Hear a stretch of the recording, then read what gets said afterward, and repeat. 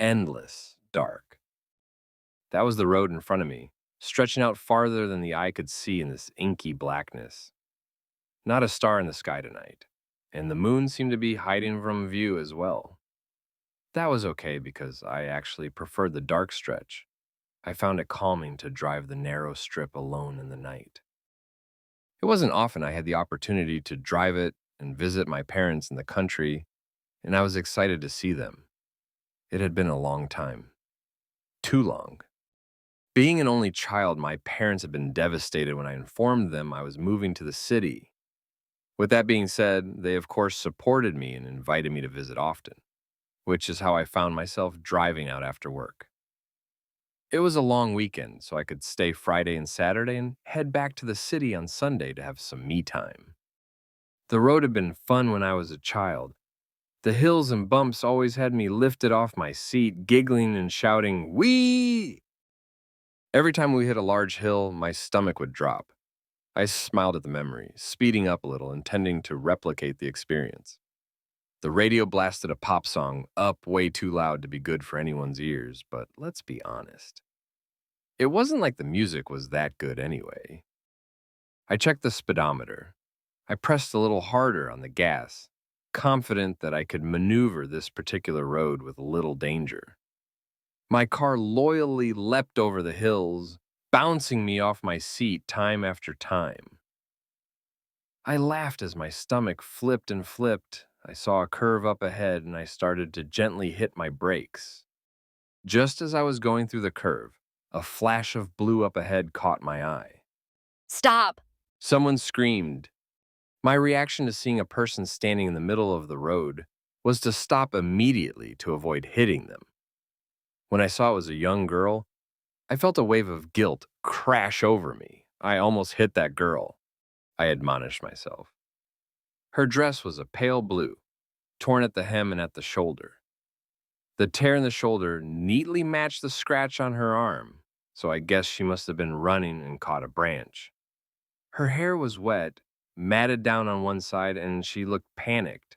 I felt sorry for her, but I was also scared. Do I help this girl? What was she doing in the middle of the road at this time of night? She stared at the car for a second, and then began screaming again.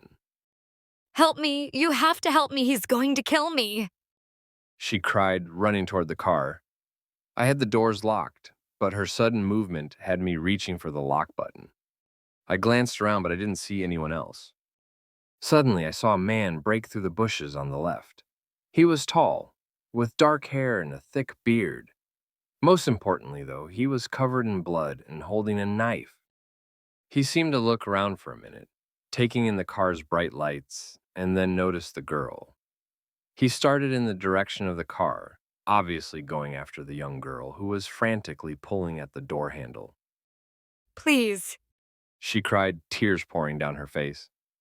More afraid of the bloody bearded man than the child, I pressed the unlock button hurriedly. Get in! Get in! I practically screamed, my heart racing. The man was so close to the car now, any second he was going to reach it and kill us both. The girl slammed the door shut and locked it just as the man reached the front of the car. Get out of the car!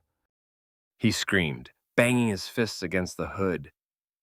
The girl cowered in the seat, taking in the environment of the car and stealing a glance at me. She didn't respond to him. Get out of the car right now! It's for your own good! He said emphatically, banging his fists on the hood again, knife gleaming in the headlights and the glare momentarily blinding me.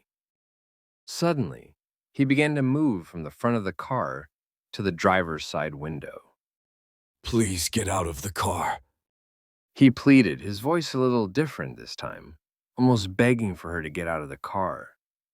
I looked at him and noticed for the first time he was looking at me. Please get out. You've made a mistake. You don't know what... I felt something hard and cold slide through my lower ribs. I cried out in pain and looked at the girl incredulously. With a malicious smile, she slowly began to twist the knife. Me. He had been warning me.